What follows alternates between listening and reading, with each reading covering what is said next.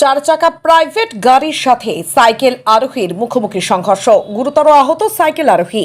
ঘটনাটি ঘটেছে বুধবার দুপুরে ঝাড়গ্রাম জেলার গোপীবল্লভপুর 2 নম্বর ব্লকের গোয়ালমারা এলাকায়। গুরুতর আহত ওই ব্যক্তির নাম পতিত বেরা, বয়স আনুমানিক 50, বাড়ি গোপীবল্লভপুর 2 নম্বর ব্লকের পেটবিন্দি ডিএ এলাকায়। স্থানীয় সূত্রে জানা গিয়েছে, গুরুতর আহত ওই ব্যক্তি সাইকেলে করে প্রত্যেকদিন ব্যবসা করতেই গ্রামে গ্রামে ঘোরেন। এদিন তিনি কাজ শেষে বাড়ি ফেরার পথে গোয়ালমারা এলাকায় দ্রুত গতিতে আসা 4 চাকা প্রাইভেট গাড়ির সাথে মুখোমুখি ধাক্কা হয় সাইকেল আরোহীর। এতেই ছিটকে পড়েন পতিতবাবু। গুরুতর আহত হন তিনি। এরপর স্থানীয় বাসিন্দারা চিকিৎসার জন্য তড়িঘড়ি ঝাড়গ্রাম মেডিকেল কলেজ ও হাসপাতালে নিয়ে যান। স্থানীয়রা জানাচ্ছেন, প্রাইভেট গাড়িটি দ্রুত গতিতে থাকায় নিয়ন্ত্রণ হারিয়ে এই ঘটনা ঘটেছে। গাড়িটা যাওয়ার সময় দেখেছি হর্ন দিয়েছে, স্পিড ছিল, তার মধ্যে সেখানেও যা হয়েছে প্রচুর স্পিড ছিল গাড়িটা।